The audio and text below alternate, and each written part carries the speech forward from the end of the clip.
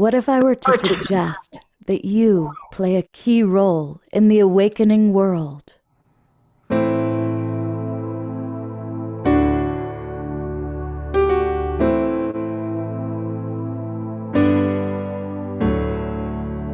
that you are watching this because you have heard the call.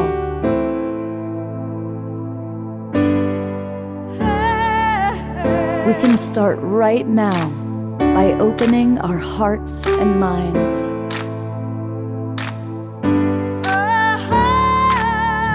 Welcome to the awakening world.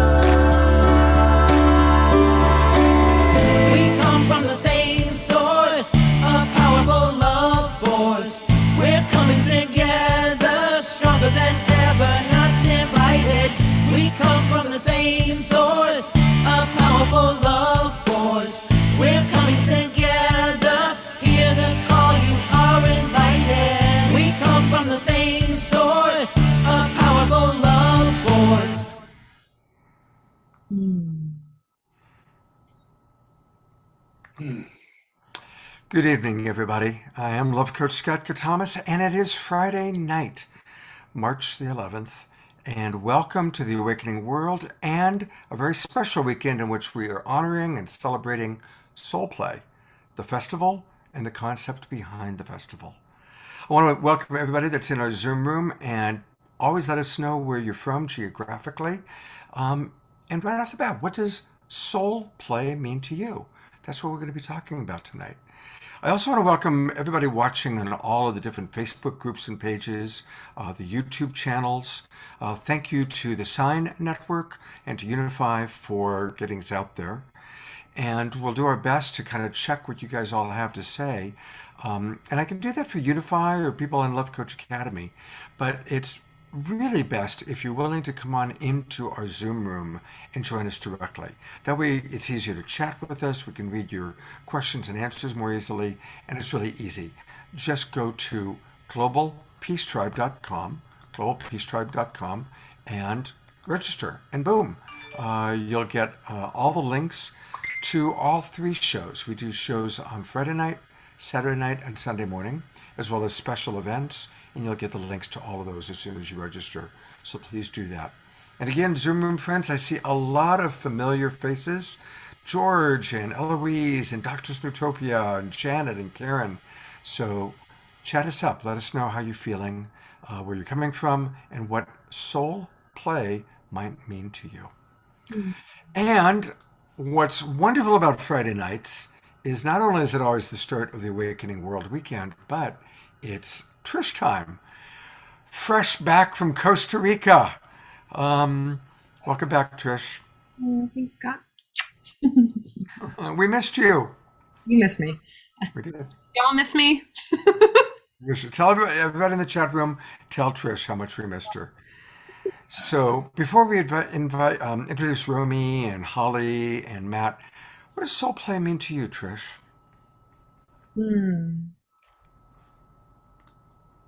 Question. I was thinking about that as you asked it a little bit before. And for me, in my work and in my life, what soul play has been for me is to remember the connection to my soul, to the place where I was taught to disconnect from it. So in the essence, the soul play is remembering my oneness with you and with you, and to remember that, to dissolve the barriers of separation that I, through the language of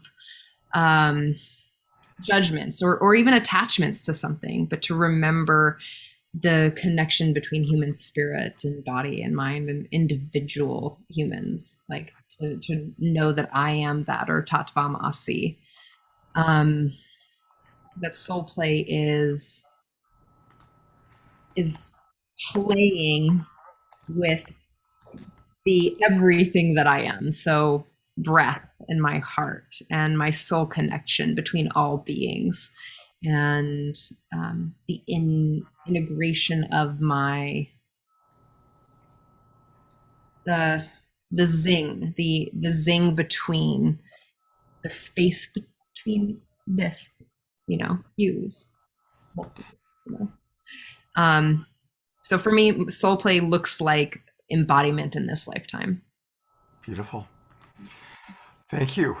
Um, so, in introducing Rumi, he's the founder of Soul Play.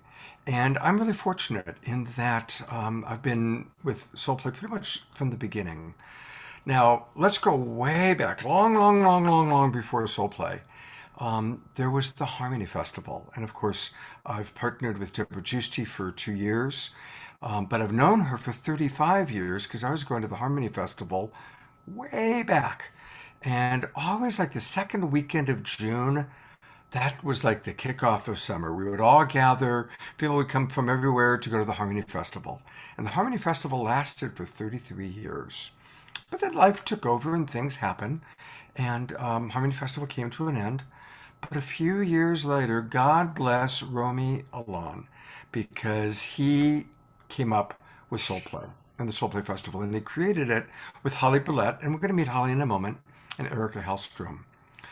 And I'm going to read the vision, and then I'm going to compliment them because they've pulled it off.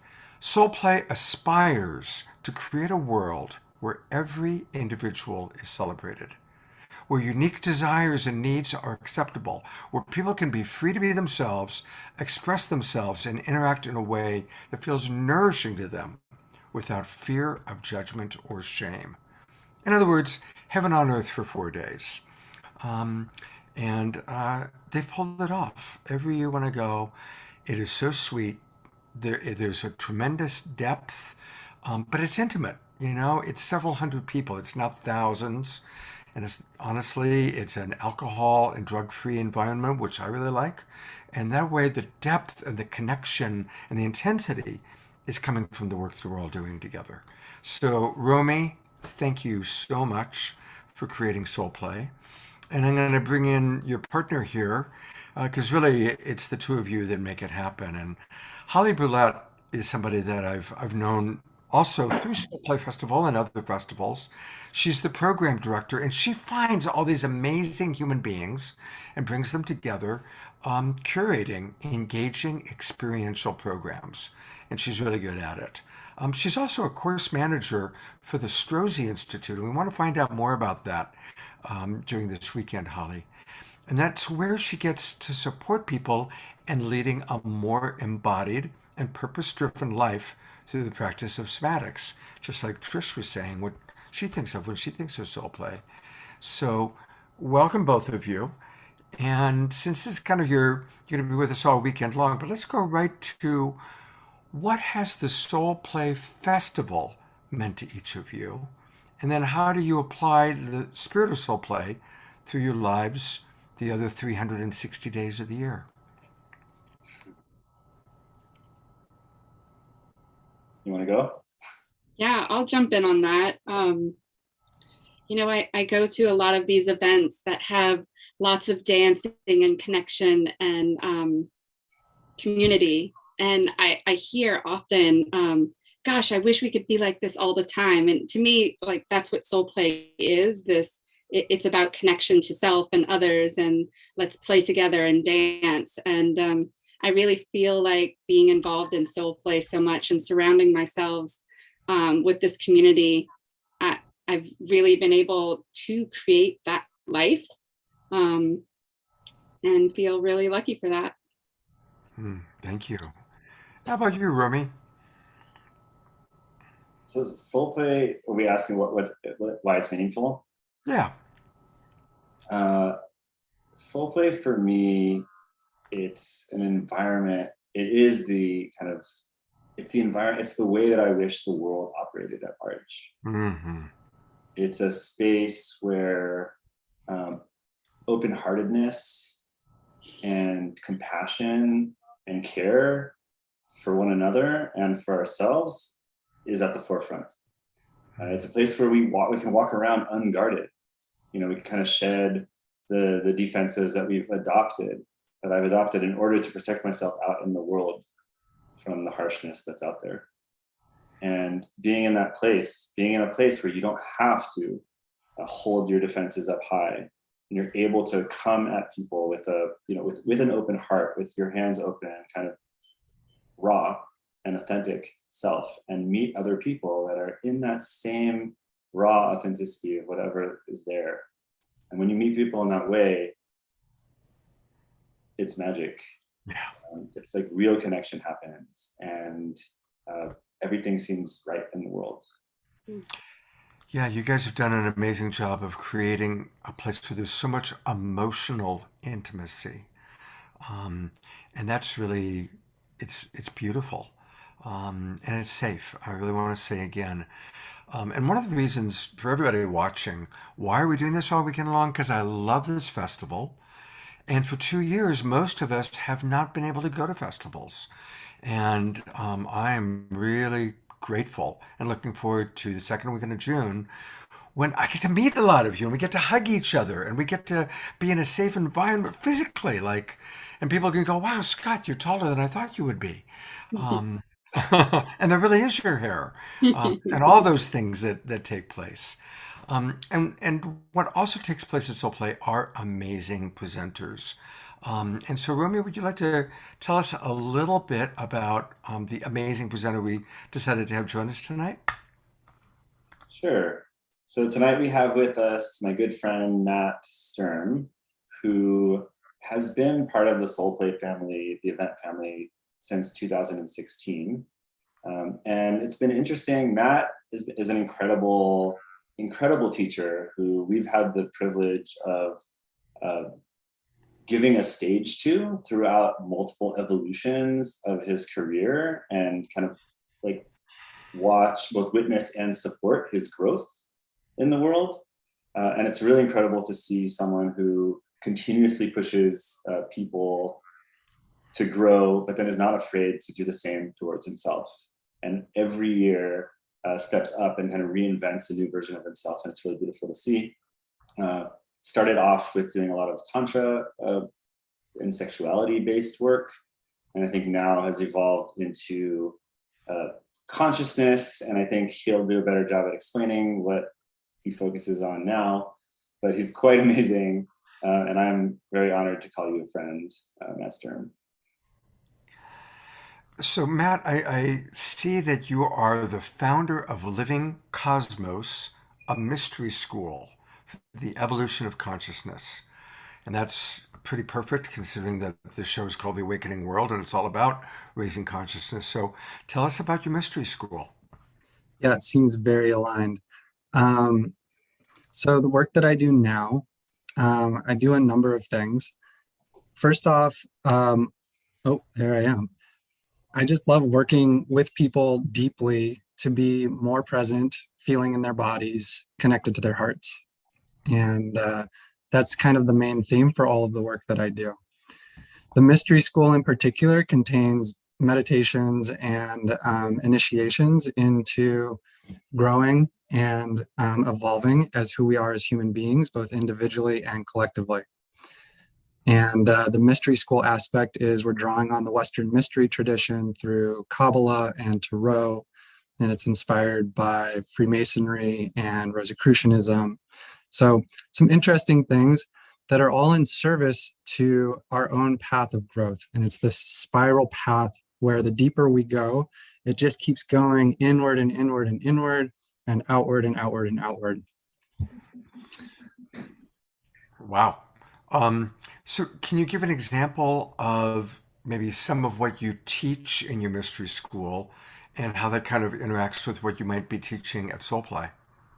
Yeah, absolutely. So there is a online course called Experience Higher Consciousness that anyone can sign up for. It's self-paced, and it takes us through all of these different experiences of what consciousness is, how I can meet consciousness, and how I can grow myself as a person. So to get really specific, we're looking at the awareness of our bodies, embodied consciousness.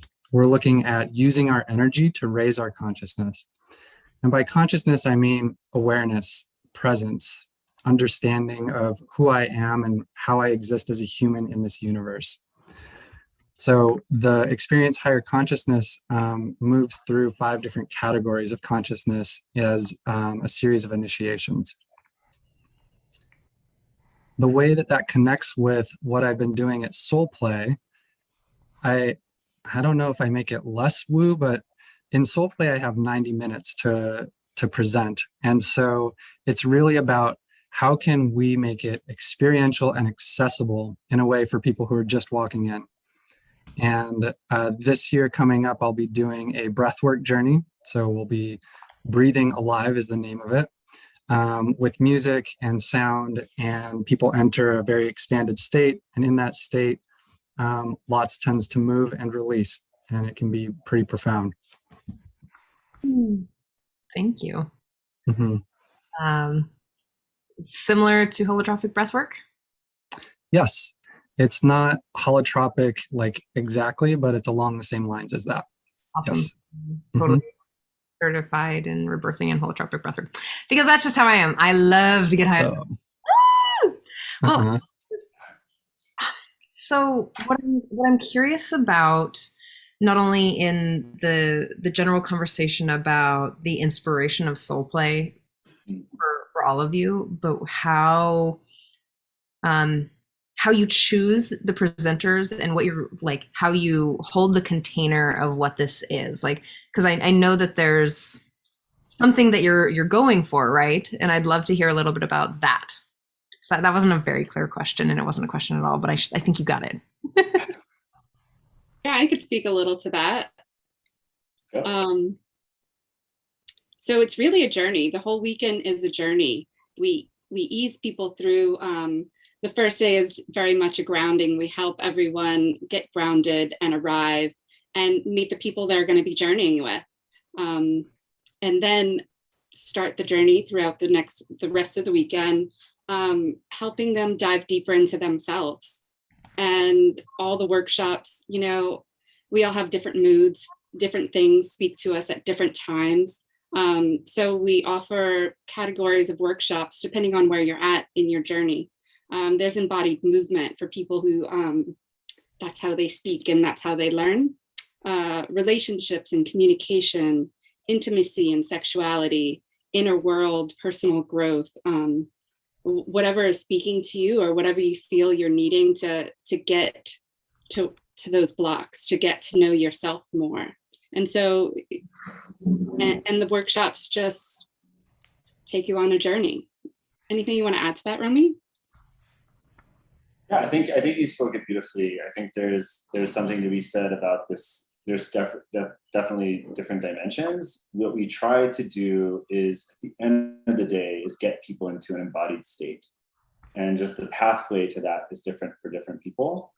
And so we try to be very accessible to a large swath of people that different pathways to get to the same embodied state. But that is actually the goal. The goal is to get to that defenseless, raw, and safe feeling state where you can stew in and make discoveries about yourself. And yes, it's through dance, it's through touch, it's through swimming in the pool and doing like different workshops that we have underwater. And it's yoga and energy practices, and it's all these different things that end up all bringing everyone to the same place, this place of kind of being. Which on the last day, we a lot of times celebrate this, where we stop all the workshops and we bring everyone together in one space, and we have one music playing, one dance, where everyone kind of gets to be in that together and celebrate that space. That's great. So how do you create such an intimate space? I mean, because when someone hears festival, they hear thousands of people and it's like some EDM. So what makes Soul Play different? Well, festival is a strong word, and I agree that it is not necessarily the best word to describe Soul Play, and there's been a lot of discussion about removing that word. Family, that's what comes through for me. It's somewhat between a festival and a retreat. It's a festive retreat, or more so, it's just an immersive experience. But yeah, there are many hundreds of people there. It's not 30 people. There will be this year, between 600 to 800 people on the grounds, and it will still be an intimate experience. And I think part of that has to do with a very strong ingrained culture. First and foremost, soul play is soul play because of the values system that we embody from the moment you step in the door. And I would say that the community also embodies these principles outside of the doors as well. But from the moment you step in the door, you enter a universe in which there's really strong values, and we educate people on these values ahead of time, at the door, and then persistently throughout the festival. And that's one. So just the education piece. And then I think another thing is we actually keep the ratio of like new people to soul play compared to kind of people that have been before to a certain level. So there aren't too many new people that kind of change the culture. So there's a lot of kind of eldership happening every year where there's a good 50 to 70% of the people that have been before that are shepherding the new people in and kind of teaching them the ways, and it kind of creates this family feel that never really feels ever like it's just a bunch of new people that don't know what this is about and came to party. So is there how do you choose new people to come in? Is my next question. Sorry, I'm just curious. New people self-select. I wouldn't say that we choose. I think they find us. Part of the way we choose new people to come in is we don't advertise very broadly. And most of the people that come in end up coming in through word of mouth, through people that have already been, or through networks of our presenters. And so it ends up being a kind of organic, grown culture that random people that just saw an ad, we never get those people. So it always comes through people that recommend it. And then that keeps the culture tight. Awesome. Thank you. I want to add a couple things.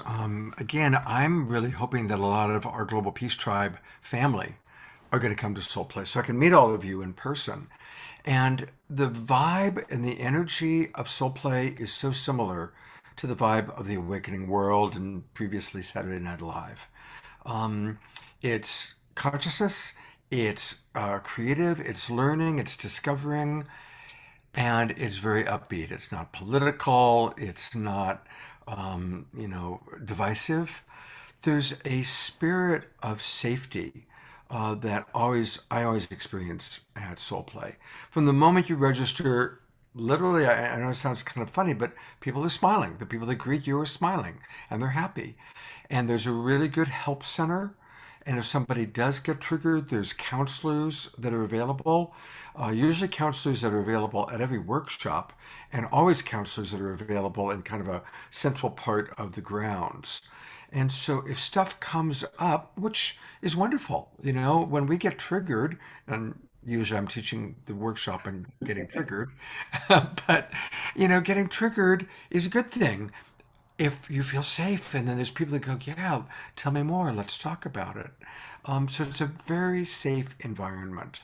And the other thing I want to say is it's not very predatory. It doesn't have this big pickup vibe. Again, maybe because it's drug and alcohol free. It's a very safe environment. And so that's why I love it and why I encourage as many people as possible to come to it. And again, I just want to thank you, Romy and Holly, for making that happen. I mean, let's face it, you're mom and dad, and you've done a really good job of creating that energy field of safety.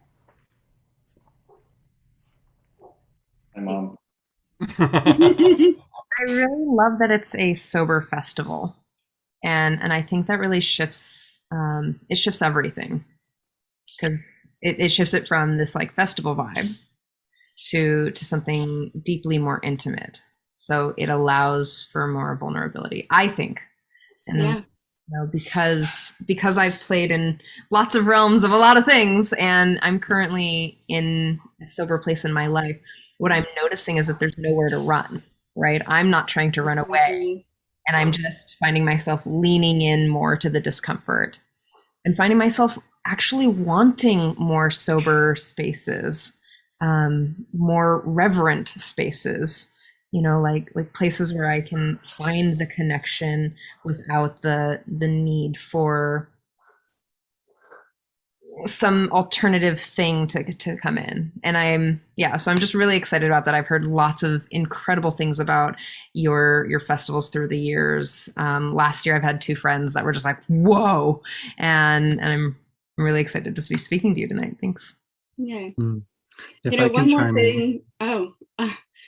One more thing Sure. about the sober piece for me. The people that come to Soul Play, like when you catch us on Saturday night or Sunday morning, you swear everyone is high, because to me, when you go through that journey with people and get to that rawness and like come out the other side, the feeling of elation is better than any drug that you could ever take, and it lasts. It's something that you could bring into your life. So high on life, exactly. Matt? For me, the word that comes through about soul play, what makes it so special, is integrity. There's a really solid container, as Romy was saying, and the hearts of the people who organize it are there because they want to be in the experience. They're not trying to make money. They're not trying to check out and party or give people a place to go crazy and party. They really, like, the core value is being present and feeling, like being here. And that integrity, like, it starts at the very beginning and it goes all the way through, and everybody feels it and aligns to it. And that's, like, for me, teaching at other festivals, that's one of the main pieces that I notice and is so special about Soul Play. Thanks, Matt. I have a question I've been wanting to ask you, Rumi. I've always thought it was interesting that at the same time you were creating Soul Play, you were creating a family and a wife and 2 children. And as best as I can tell, it kind of happened simultaneously, or pretty close to that. You had your 2 children during the Soul Play time, I believe. It is true. What's that been like for you? Like, I've always been curious about the connection for you between giving birth to Soul Play and giving birth to a family. Yeah, thanks for asking. So it is true that some of the connections are that part of the initial courage that it took to get off my butt and actually do this and say, okay, let's try to do this outrageous thing.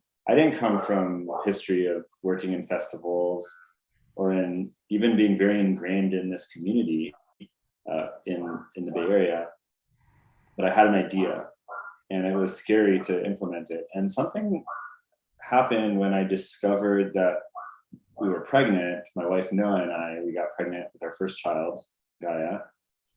And something about that pregnancy, about the knowledge that we're going to have a child, actually gave me the courage that I better do this now or forever hold my peace. I was like, it kind of said like, oh no, like once I will have a child, it's going to be like that much harder to convince myself and the family to like start this new thing. So that really helped me get off the ground, I would say. And it's been so special. It was so special watching Gaia grow up in Soul Play Festival from the very first one where she was still in the womb at about 7 months.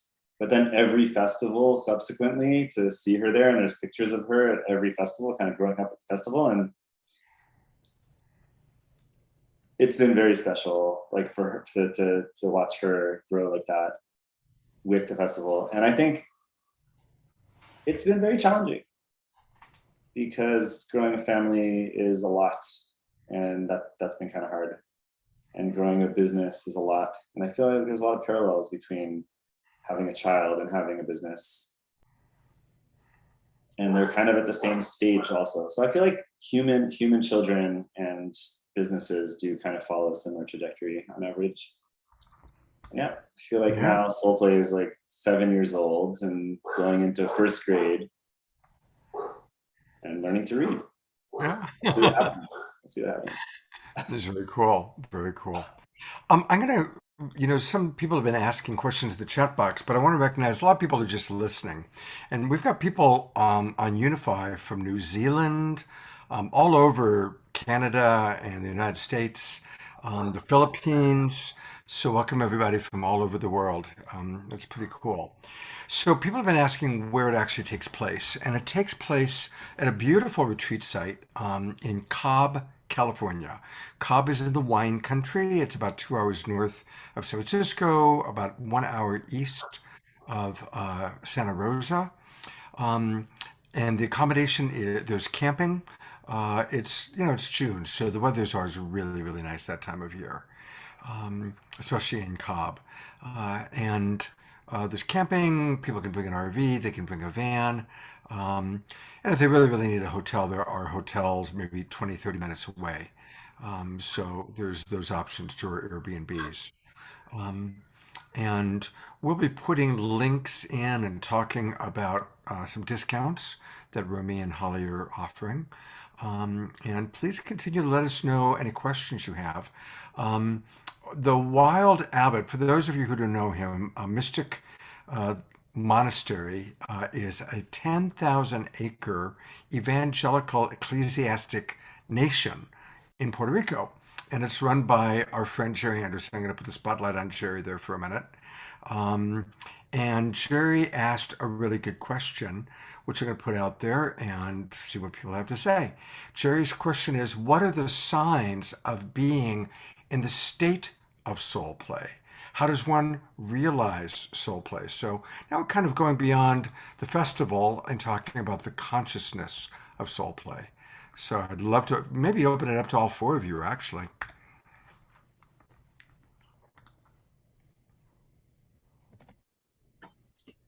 I can chime in. One of the things that Soul Play has done an amazing job of through the years is creating a culture of consent, where we're in a space where we can touch each other, where we can be sensual with each other, where we can connect and share intimacy. And the foundation of that is everybody has a no. Everybody understands how to respect a no. And there's a process if there's a breach. So with that foundation, then we're able to enter into this place where my desires are okay. My connection is okay. Whatever I'm feeling is welcome here. And in addition to opening all of this within myself, there's so many opportunities to connect with other people, to have stimulating conversations, to snuggle and cuddle, to dance. And all of this, as Romy said, leads to this embodied presence. And it's really the connection together with embodied presence that is the realization of soul play for me. That was beautifully stated. Wow. Beautiful. Trish. The signs and symptoms of soul at play. Here, I'm just gonna give you like what it's gonna happen is an interpretive dance. Hold on, just give me a second. Can you see me? Yes.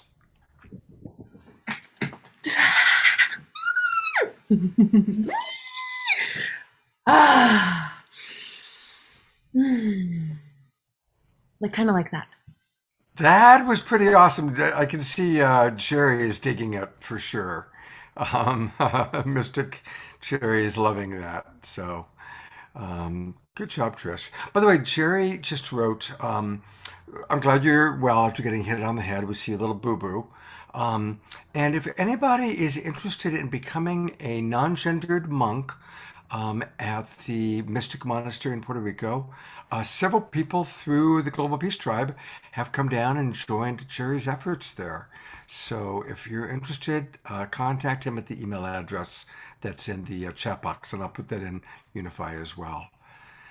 Romy, Holly, do either of you have anything you want to add or express about the consciousness of soul play, how you cultivate it outside the festival? Sure. I think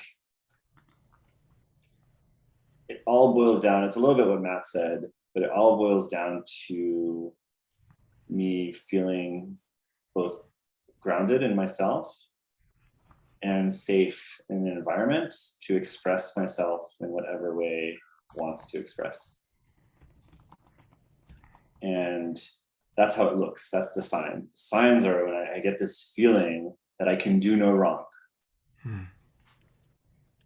That I will be all of me will be accepted. Whatever I'm feeling, whatever I want to put out there, whether it's positive or negative, joyful or sad, it's welcome. And that feeling of I'm both in touch with myself and it's safe to express it with the people around me and the environment that I'm in is the embodiment of soul play for me. Beautiful. And it's what I seek to create not only at the events, but at home with my family, with the friends that I hang out with, the people that I call into community. At the end of the day, if that's not available, if I have to shift myself or be someone else in order to be okay for them, I'm not interested in that anymore. Yeah, living in authenticity, and that is something that takes place at Soul Play, you know? And that authenticity doesn't mean that it has to be happy, happy, happy all the time. It's a very safe place for people to be coping with their sadness, coping with their stuff. And actually, I'll probably ask a question along those lines, but I still want to hear from Holly. Yeah, I really enjoyed Romy's explanation there, and I just felt my whole body kind of relax a little in that, remembering that, yeah, finding where you're truly at and sharing that, being that, that's soul play. Beautiful. So, we had David Pramal and Miten on Saturday Night Live recently, and they did a video for us. And Deva was saying that one of the things that's up in our consciousness in the field is how can we be so playful? How can we be in joy when there's a war going on and most of us are feeling that war and are just shocked and horrified by what's happening? Or maybe we are feeling the suffering of friends of ours because of the pandemic, or we're feeling the suffering of the planet or species being lost because of climate change. And so there is a tremendous amount of suffering going on. And often, especially in Judeo-Christian cultures, there's almost like how can you be joyful when there's suffering? And that's an orientation that maybe some of us have grown up with. And I had actually mentioned to Rumi and Trish and Holly that I wanted to bring this up this weekend. And then ironically, I brought it up to them a couple days ago. Out of the blue, my dog died last night. Literally 2 days ago, he was fine. He's 13 years old, was 13 years old. And then he woke up yesterday and something was really, really wrong. And he died in my arms last night. So it's interesting that this question I wanted to bring up has hit me on a pretty big personal level of wow. And it's a big event for me, my dog dying. It's a really big deal. Because he's my kids. I never had children. My dogs are my kids, my family. So I'm just going to say briefly my thought on it, and then I really want to hear from Matt and Holly and Trish and Rumi. As best as I can tell, I like the word bittersweet. That life is bittersweet. It's not just bitter. It's not just sweet. It's both. And for us to take time to mourn, whether it's personal suffering or the suffering of people around us or the suffering of the world, to take time to mourn and to take time to pray and to take time, if there's actions we can take to alleviate suffering, absolutely take time to alleviate suffering. And then compartmentalize. There's the time that we're doing that, and there's the time that we are dropping into gratitude. And gratitude is, I believe, a wonderful bridge from the place of suffering and in the place of empathy into realizing that we are, the majority of us watching this show and listening, are safe, do have homes, do have food, do have health. Most of us are blessed, and so to find what we can be grateful for and to go from there. So that's my 2 cents on it, and I'd love to open it up, and I'm going to see what Trish, Holly, Romy, and Matt have to say, and I'll also check to see what any of you in the chat boxes might have to say. Yeah. Yeah, I think when times are tough, that's when we need resilience practices the most. The world is asking a lot of us right now. Lot is going on and alive in our communities, and support is needed all the time, everywhere. It's a lot. And how can we keep showing up unless we keep filling our cup up? So somewhere, somehow in there, we have to find time to rejuvenate, to fill our cup up. So I think it's important. Thank you, Holly. Romy. I was just, yeah, well, I could speak, I guess.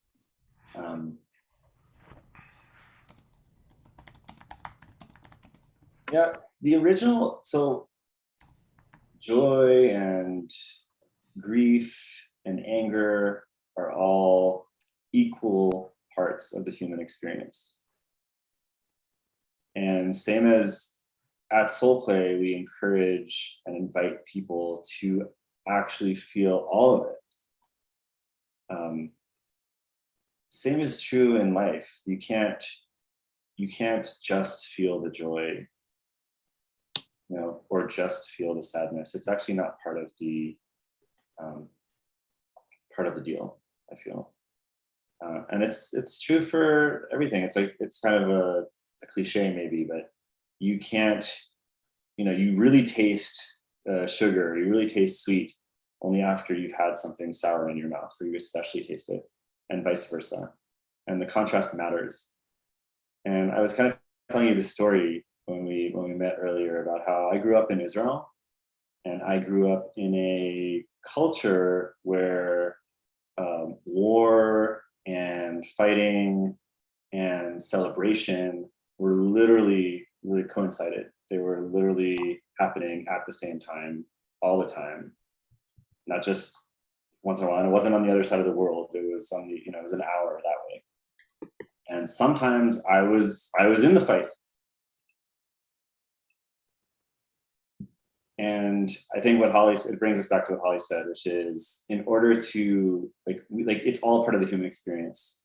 And in order to keep on going and to fight another day, we need to fill our cups, and we need to rejoice and have gratitude for what we do have. And so it's a constant. It's not that we need to focus on one, not the other. It's a constant. How do we manage just to live with both and kind of going in between? I love that. Thank you. For me, maybe something shifted for me over the last few years, but play does no longer looks like a specifically joyous activity.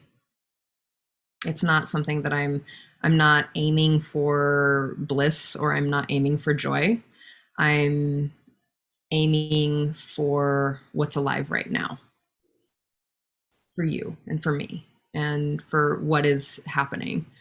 And so I'm glad that you brought up the dynamic of, all feelings are very the same. They're on equal playing fields.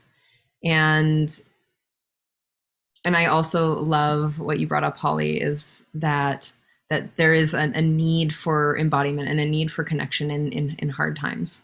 Something that comes to my mind many years ago on a little baby Trish on my young journey, read the tea bag. Remember, the like little whatever teas they are, and it said, "Hard times require furious dancing."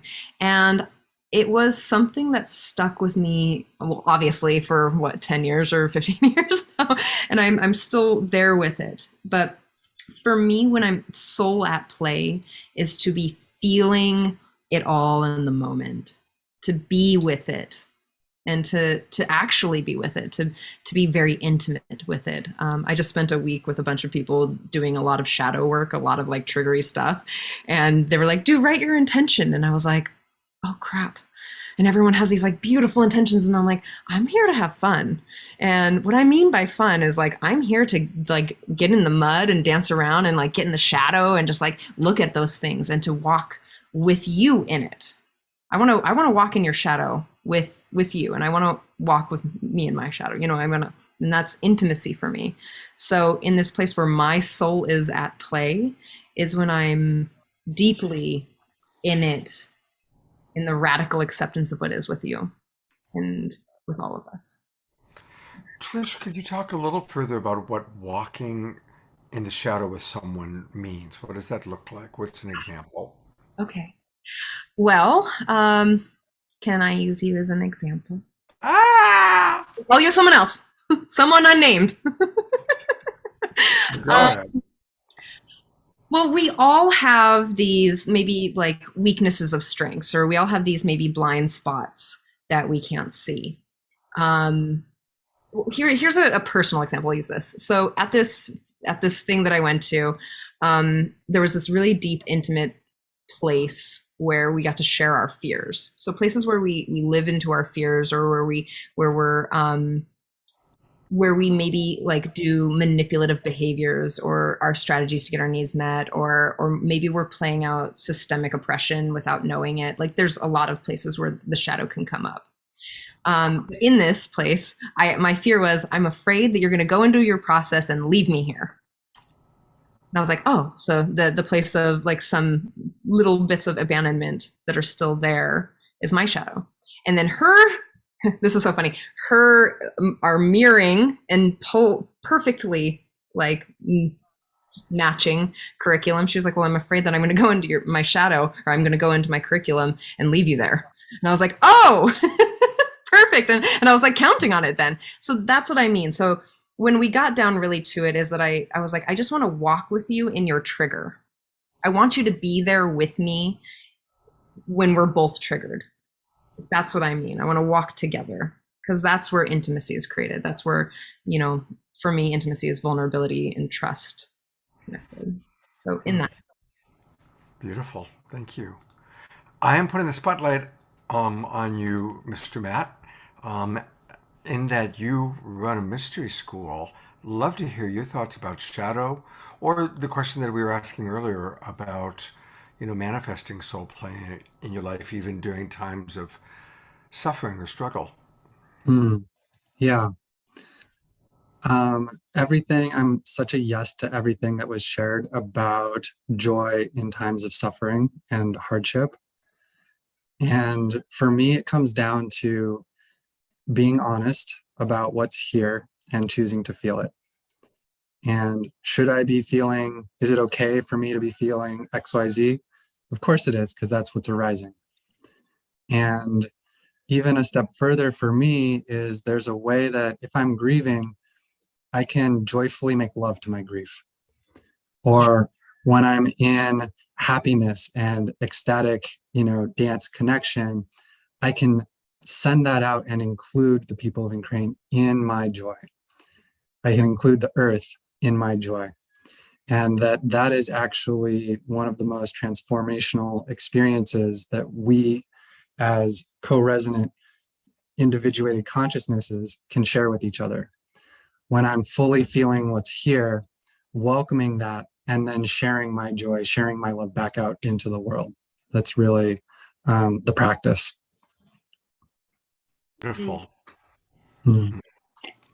And I'd like to add also, you know, just about soul play, the program is built in that way as well. Not only do we have courses, programs like Matt's Joygasm for the Planet, where we get to feel our joy and share it with everyone, but we have grief circles. We have somatics classes to help people slow down and feel where it is in their body and understand more what's going on. So the program holds the whole spectrum too. It's not just a festival. You don't just come happy. There's space for it all.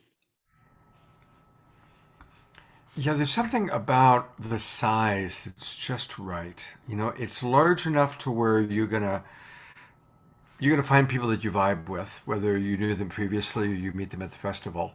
But there still is a sense of intimacy. It doesn't have this big, wild, crazy energy. It's a safe little bubble. It's like entering. I really experienced it as heaven on earth for 4 days. And it's like, oh wow, yeah, this is the way we want the future to be, where people are joyful and they're real and there's support and we're learning and we're growing and we're evolving and and there's all sorts of different options of how to connect. It's really quite beautiful. Uh, I would want to jump in there, and I would argue that it's not about the size that makes hmm, it that way. It's about the collective agreement that people agree to enter into this values-based environment. And then it's also like it helps that we also create enough um, workshops and spaces for people to be in, so that you're never really in a space with more than that many people. So as the festival grows, we just create more spaces, and so you do end up in these smaller groups doing activities. But I wouldn't say that it's necessarily because of the size, the general size. I think it has to do more with the strength of the culture, the sober nature of the events, the fact that everyone you meet is genuinely open to meeting you. And it hmm. doesn't matter if you meet a new person, a new person, a new person, but there's that same flavor of openness and presence, and that is what makes that intimate family feel bigger. Even when we've done events with 250 people, and we've done events with 600 people, 550 people, and you get that same feel. And I think it's important to stress that, but I don't think it's necessarily the size. Yeah, thank you. Thank you. Um, I'm going to read some of the comments from our friends. Um, Dr. Snootopia writes, for me, soul play is finding the pathway to world peace. Avoiding our political situation is impossible, but soul play is how we can do that. Mhm. Um, and that's beautiful. Um, and uh, And thank you, everybody, for the comments about my puppy passing. I really appreciate that. And thank you, Mystic, uh, Mystic Cherry. I'm just scanning. I know that there are a few other comments that have come in. We've talked about how many people, we've talked about where it's located, we've talked about the environment and the setting. Anna Ohm suggests if you're going to change it, yeah, we were talking about is it a festival, is it a community? And Anna Ohm writes, I like the word tribe. And obviously, I'm a little bit spoiled with that word as well. Um, okay, next question, and this is for everybody again. And Trish, I'll maybe put you on the spot with it first. What are some ways that we can, when we're feeling isolated, when we're feeling disconnected, when we aren't um, in that space where we feel, even though it's a safe environment, how do we, when we're disconnected, even at home, between now and June, when we're going to gather together, what are some ways to move from that isolated, disconnected place into authentic soul play, into authentic soul joy? Um,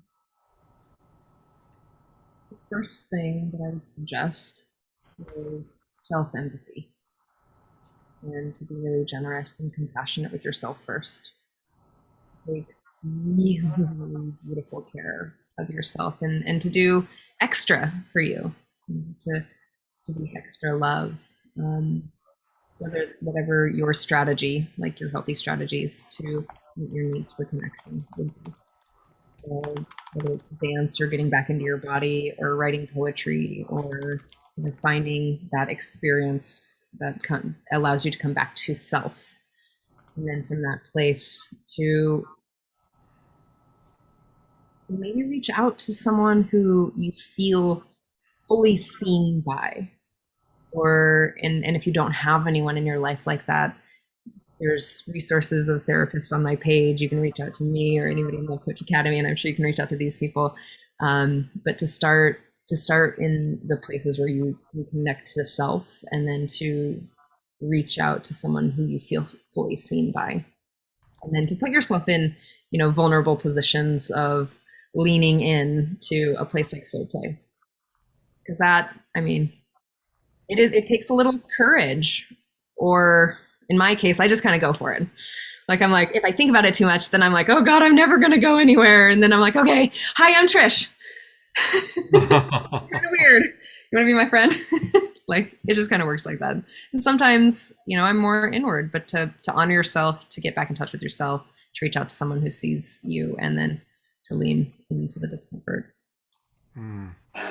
Beautiful answer. Thank you, Trish. Matt, Holly, Rumi, any thoughts?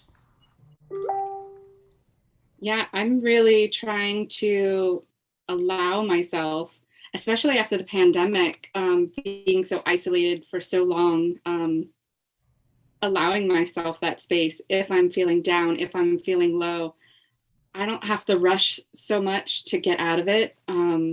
I like find that place where I'm not scared of the low. I'm not scared of the darkness. If you stay in the darkness long enough, your eyes start to adjust. And what's there? What's the learning there? What is needed there? And so sit, breathe, slow down, and know that everything changes, and this too shall pass. And definitely reach out for support. Yeah, and the flip side of that, everybody, is think about who do you know that needs support right now. Let's be on the lookout, and in awareness, of who in our world is feeling isolated and feeling lonely or feeling disconnected, and be proactive about reaching out to those people. I think we all know that suicide, sadly, is just gone sky high in our culture right now. And especially young people that feel just hopeless with climate change and the pandemic. So, whether it's younger people or senior citizens, whomever it is, think about who do you know that you can support and find ways to support them. I had a friend last week commit suicide. Oh, wow. I did not know that. They're a young man, part of our community. Wow. So reach out.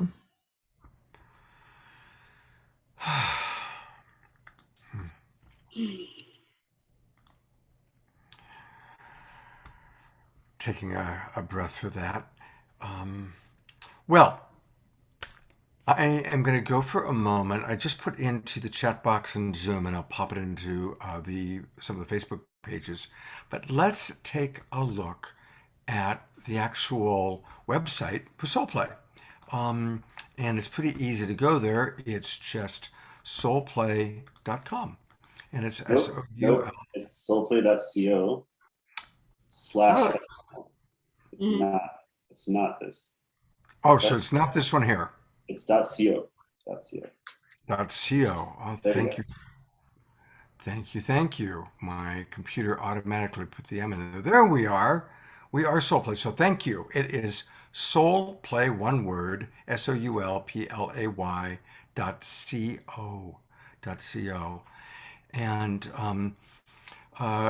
Rumi and Holly are offering a really cool discount. I just put it into the chat box. But tell us a little bit, as I have this up, where are some pages that I should pull people down to? And tell us a little bit about the special that you're offering our Awakening World friends. Cool. So this is our general page. In typical years, we had several events, Soul Play Festival being one of them. If you kind of scroll down you'll see Soul Play Festival, which is the one that's currently happening. We also had events, one called Bear Fest and one called Fall Fest, which were two other events which are not happening this year. The Soul Play Festival in June is the only one that's going to happen this year.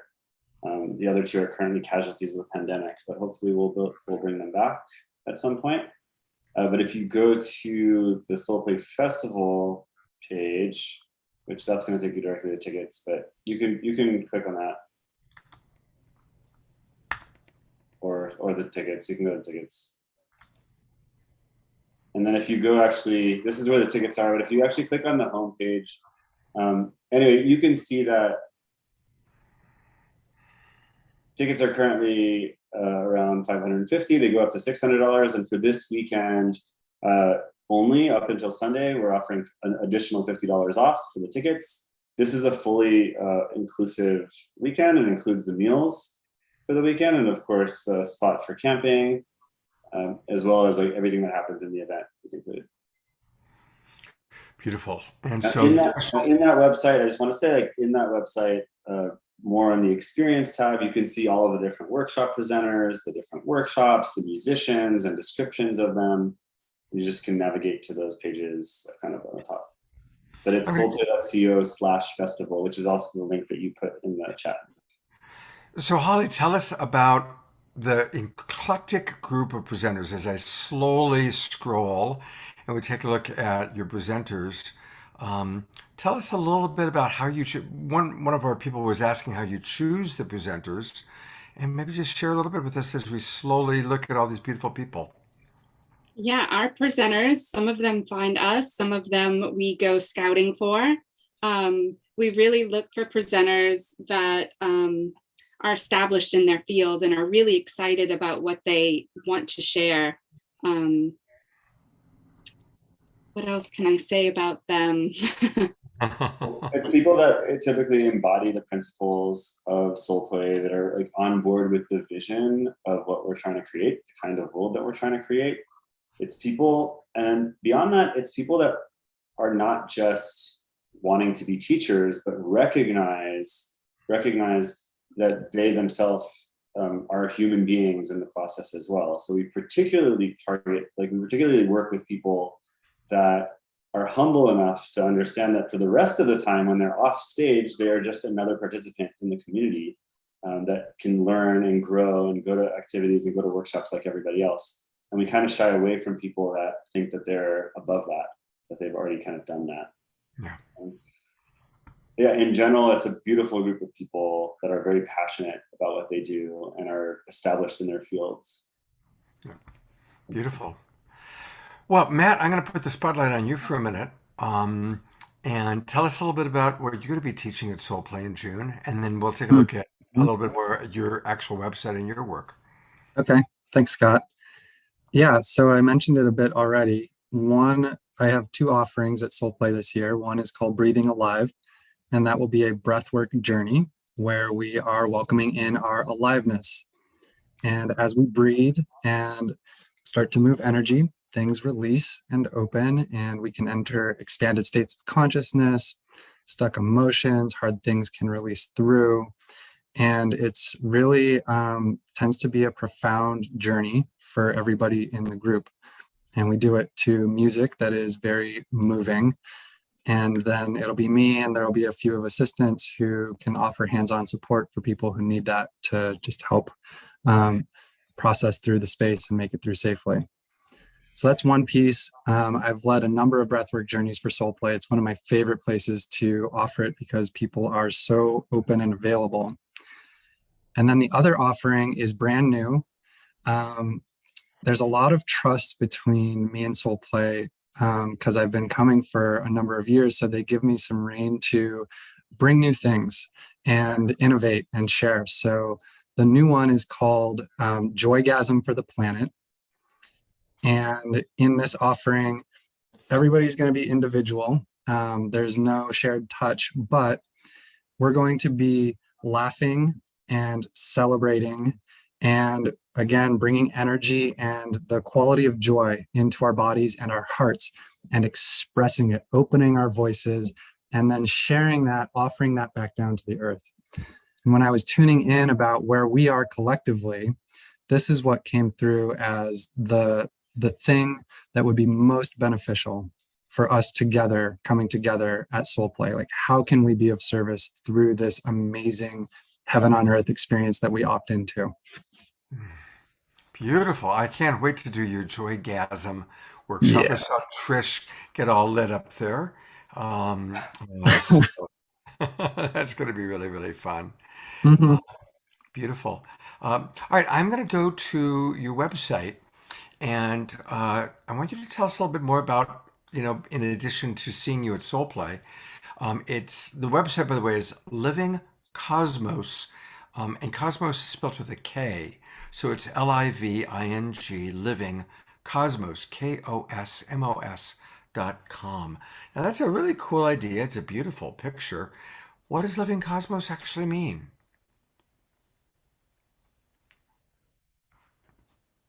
Matt? Did we lose Matt? I think we lost Matt. No, he's there. He's just muted. Mute. Can you hear me now? Yes, we can. Awesome. Okay, thank you. Yeah, I quit out for a moment. So, Living Cosmos is a worldview, it's a paradigm to recognize that the world around me is not a collection of inert matter, but that I inhabit a universe that is fundamentally alive, and that my aliveness is not separate from the aliveness of this world. And with that framework, so much opens up to us through our direct experience. We start to connect with the creativity of the cosmos, and we channel it in through our own being. So there's a self-paced course, which is probably the place to start, called Experience Higher Consciousness. And for this group, I am going to be sharing a coupon code for half off that's valid for the next week, which is Awakening World, all caps, all one word. So if you'd like to enroll, that's my gift for you. And then there are synchronous courses, which happen a couple of times a year. One is called Beyond Materialism, and that's about moving outside of our scientific materialist worldview. And the other one is Visionary Cosmology. And for that one, we use the Tarot deck to go through a series of initiations. Beautiful, Matt. I look forward to it. It's nice to meet you. I actually hadn't met you prior to this. Likewise. Yeah. So it's good to meet you. Thank you for the wonderful work that you're doing. I'm going to read just a couple of comments that have come in, and then see if Trish has any final thoughts, questions, and give everybody a chance for one last comment. From Joni, and I want to really acknowledge this is really a very vulnerable sharing from somebody watching us on Unify.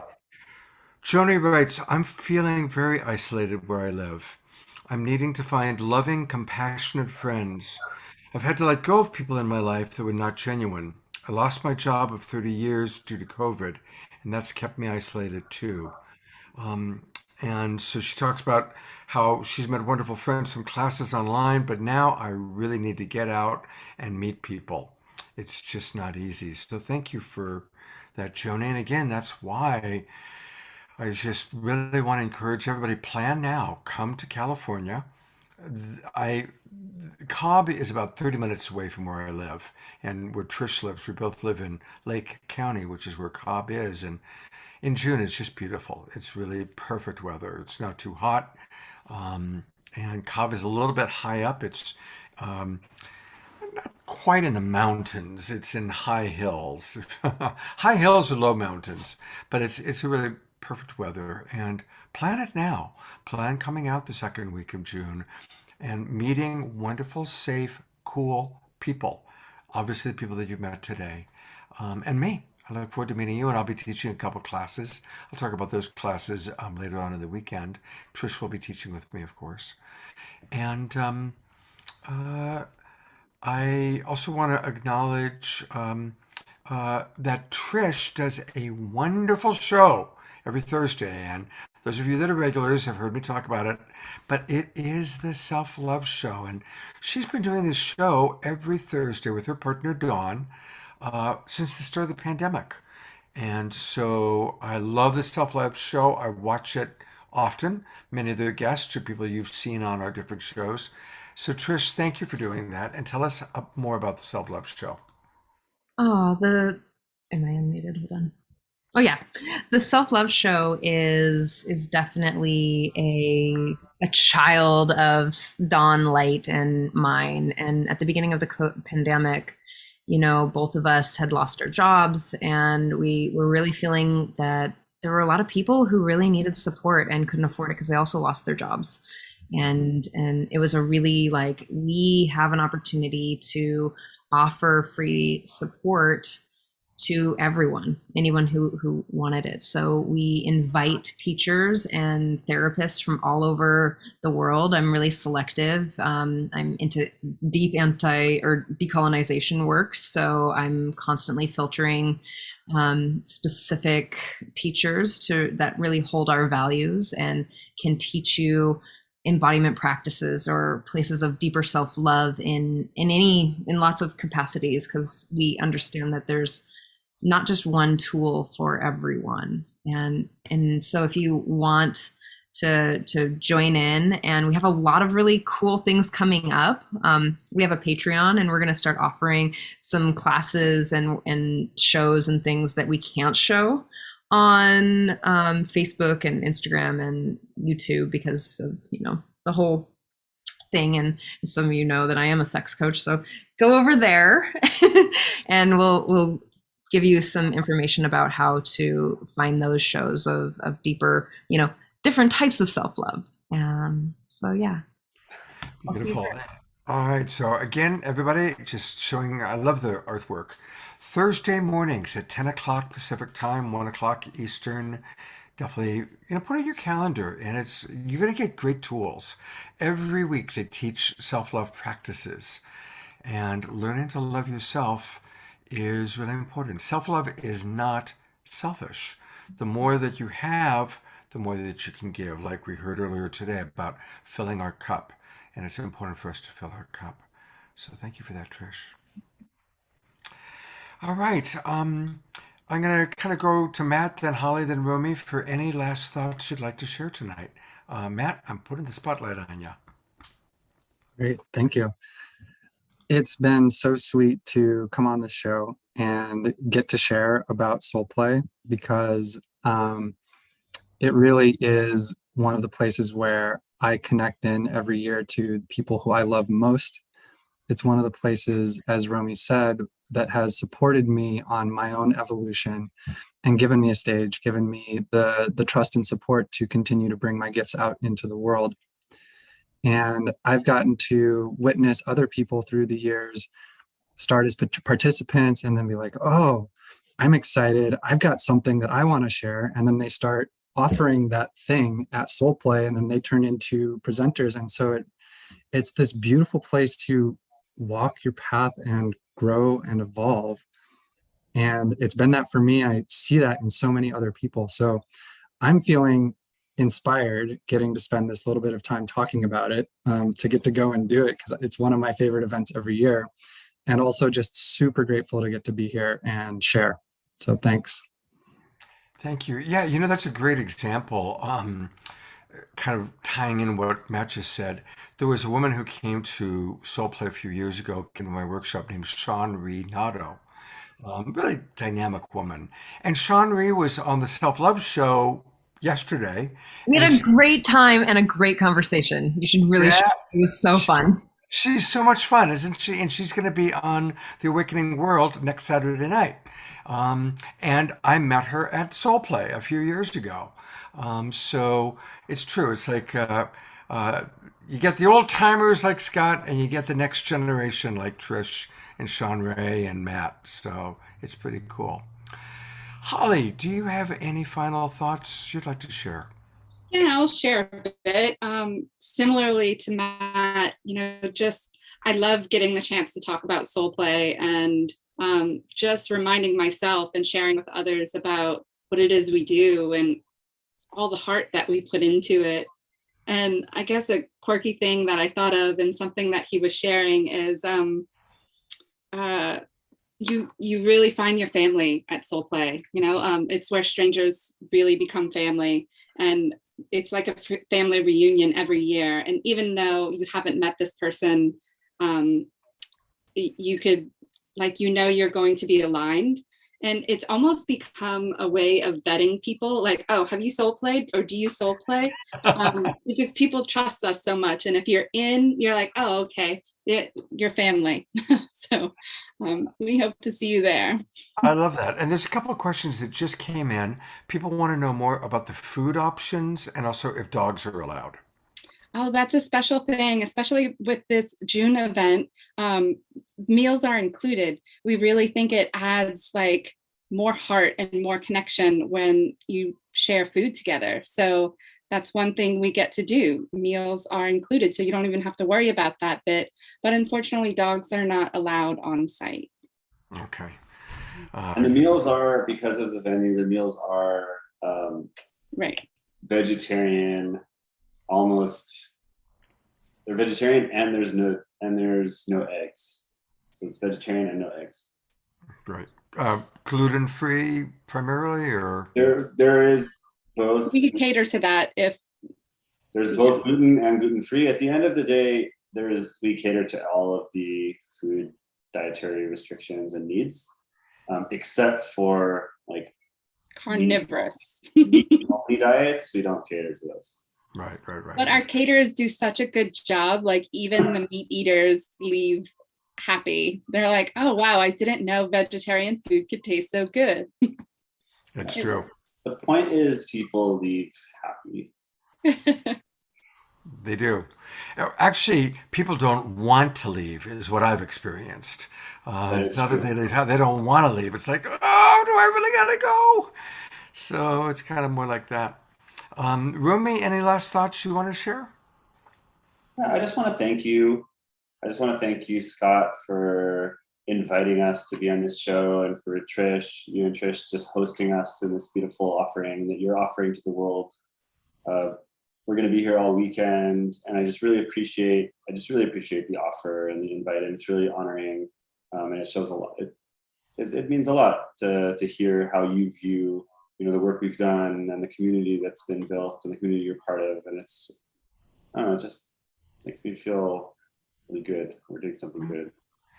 Listen, I'm really looking forward to combining worlds, bringing a lot of the people that have been watching our shows, for 2 years now. Some of them, some of these guests have been watching us for a long time, to meet you guys in person. And Soul Play is the place to do it. Let's all meet up at Soul Play, second weekend of June. Let's do it. And come on back tomorrow night. We've got new presenters. We're going to have music because it's Saturday night, so we always have music on Saturday night. And we've got some really fun musicians that are going to be with us tomorrow. And you're going to meet more of the presenters, including, again, Evelina Rose, who was at the very first one, and some of the newcomers. So, and then on our Sacred Sunday show, we've got something really special planned. So please join us tomorrow night. For those of you that are Zoomers, you can come into our early Zoom show at 5:30 California time. And hopefully we'll see you tomorrow night and again on Sunday. Have a beautiful evening, everybody. Thank you for watching, and much love. We'll see you tomorrow night. Thank you so much. Thank you.